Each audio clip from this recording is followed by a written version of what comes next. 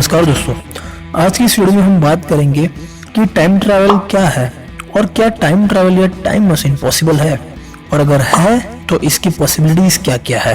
और ये वीडियो पूरी देखना क्योंकि ऐसी वीडियो आपने यूट्यूब पे पहले कभी नहीं देखी होगी। तो टाइम ट्रैवल मशीन एक ऐसी इमेजिनेशन है जिसमें बैठकर कोई भी व्यक्ति पास्ट या फ्यूचर में किसी भी समय में अपनी पूरी मेंटल और फिजिकल फिटनेस के साथ जा सकता है। कई साइंटिस्ट मानते हैं कि ये एक इमेजिनेशन ही रहेगी, ये कभी भी रियलिटी नहीं बनेगी, और कई साइंटिस्ट मानते हैं कि ये 100% पॉसिबल है। इसके पीछे का रीज़न ये है कि जो घटना घट चुकी है उसकी पिक्चर और साउंड ब्रह्मांड में मौजूद ज़रूर रहेगा, उसको आप कभी भी चेंज नहीं कर सकते हैं।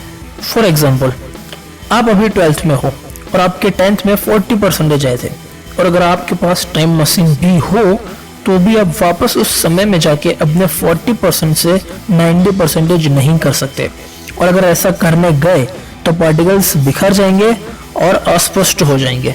इससे आपको बहुत बड़ा नुकसान होगा। इससे ये तो साफ पता चलता है कि अगर हमारे पास टाइम मशीन आ भी जाती है तो भी हम हमारे पास्ट को नहीं चेंज कर सकते। साइंस भी ये मानता है कि मनुष्य फ्यूचर को जानकर अपने प्रेजेंट यानी वर्तमान में कुछ चेंजेस करके अपने फ्यूचर को बदल सकता है, लेकिन पास्ट को नहीं। चलो ये चीज को तो हम साइड में रख देते हैं, लेकिन कुछ ऋषि और मुनि सतयुग में भी थे, त्रेता में भी थे और द्वापर में भी। अब एक युग का समय ही 1000 साल होता है, तो ये लोग 3000 साल तक जिंदा कैसे रहे?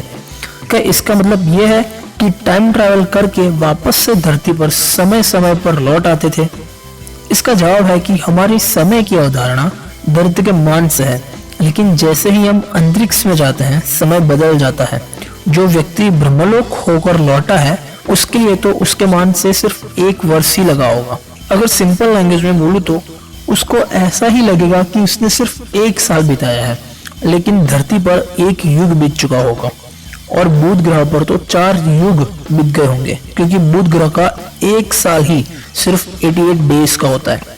लेकिन एक एग्जाम्पल ऐसा भी दिया जाता है कि जैसे कि एक व्यक्ति की शादी फिक्स हो गई है कोई लड़की के साथ, लेकिन शादी करने से पहले वो व्यक्ति अपने लड़के या लड़की को देखने जाता है, यानी कि अपने बच्चे को, और वहां जाकर उसे पता चलता है कि उसका लड़का तो जेल के अंदर सजा काट रहा है। तो वो 2 काम कर सकता है तब, या तो दूसरी लड़की पसंद कर ले या शादी करने का विचार ही त्याग कर दे। और अगर चलो वो शादी करने का विचार ही त्याग कर देता है तो फिर फ्यूचर में वो जो लड़का जेल की सजा काट रहा था वो लड़का किसका है?